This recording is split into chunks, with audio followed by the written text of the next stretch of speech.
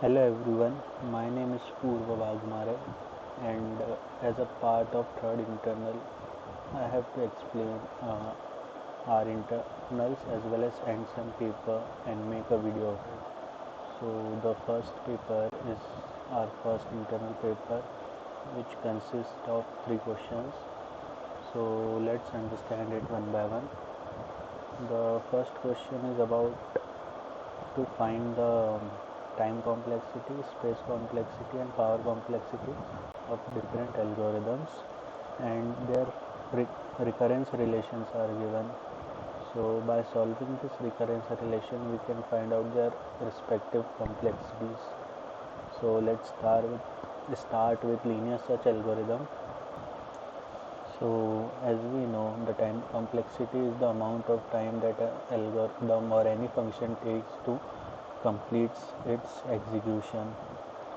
So here are the time complexity of different algorithms. As we can see, the time complexity of linear search algorithm is O big O n, and that of binary search is big O log n, that of factorial is big O n, and so on. The space complexity are written here. The of linear search is O bracket n, binary search is O bracket 1, and that of factorial is O bracket 1. All three are same and you can see the later on. And here is such the power complexity. We can also find this time complexity using those recurrence relations which are given here in the relation column. So recurrence relation can be solved using certain methods. So this recurrence relation is solved using substitution method. Here we have solved the recurrence relation in which we have taken the relation which have been given to us. Then we solve for t bracket n minus 1. Then we get this relation. Then we solve for t n minus 2 and we get this. So solving further on we can see a pattern. Then we can put this value here as this value is equals to t n minus 1 value. So solving further on we can see that a certain pattern has been followed. So this pattern is followed up to n minus 1 times. So this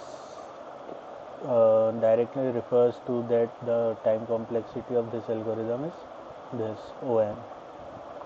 This is big.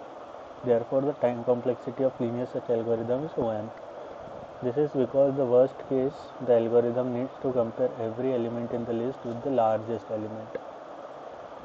The space complexity of linear search algorithm is big O1 because it does not require any additional space beyond the input list and few constant variable used for indexing comparison, and its power complexity is this. So similarly we can find out the time complexity, space complexity and power complexity of this others algorithm using this recurrence relations. So here recurrence relation has been solved using that substitution method only. So here in bracket we have tn minus 2 value and we have solved that further. So you can see all this complexity of the given algorithms as I have mentioned here. You can pause the video and look at it. So moving on to the next question. The second question is about the second question is about write the recursive algorithm for polynomial representation. So basically recursive algorithm is an algorithm which regularly calls itself and solves further.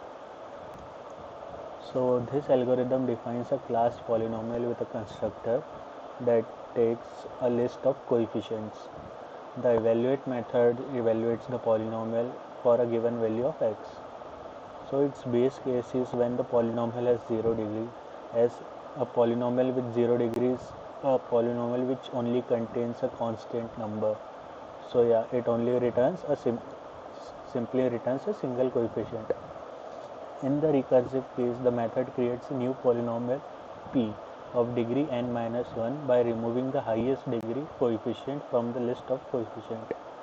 So basically in recursive case, the variable with highest degree has been removed, and it then recursively calls itself and evaluates for p and then gives the value of x and multiplies the result by x. Then finally it adds the highest degree coefficient to obtain the value of the polynomial for the given value of x. So here it is. The algorithm is broken down into a problem evaluating the problem of degree n into a problem of evaluating a polynomial of degree n minus 1. So here it is the algorithm of that polynomial function.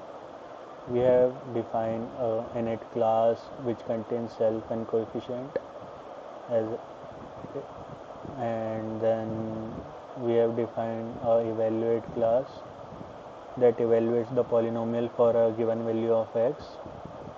Then we have defined a base case in which we iterate through, in which we consider a if else loop. Then recursive case, evaluate recursively for smaller d. If a value which contain, if a polynomial which can have a small degree, then this case is for that, and this case is for the polynomials which have higher degree. Then we return the result. That's all. Then we move on to the further question. The third question is about write the iterative version of Tower of Hanoi problem. So basically Tower of Hanoi problem is a mathematical problem which we have two versions. One is iterative version. So here we talk about iterative version. This implementation uses stack to keep the track of the recursive calls that would be made in the recursive version. So we use stack in the Tower of Hanoi problem to track its records. The stack starts with initial call to move n disk from the rod to the rod using auxiliary rod as an intermediary. So in each iteration of the loop, the top of the stack, as we know, a stack contains a top of the stack in which every value is stored. The top call, then top of the top call is popped from the stack and executed, so that the variable which is stored in the top of the stack is popped from the stack, means it is removed of the stack, out of the stack, and then it is executed. If there is only one disk to move, it is moved and the loop continues. Otherwise, two recursive calls are pushed onto the stack. One to move n minus disks from rod to auxiliary rod using two rod as intermediary, and another to move n minus 1 disk from aux rod to two rod. Finally, the call to move the remaining disk from rod to two rod is also pushed onto the stack. This process continues until the stack is emptied, and we find the solution of Tower of Hanoi problem. So here it is the algorithm to solve the Tower of Hanoi problem. You can see that, and that's all from this video, as we have seen the three questions which have been given in the first internal paper. So see you in the next video with the second internal paper. Thank you.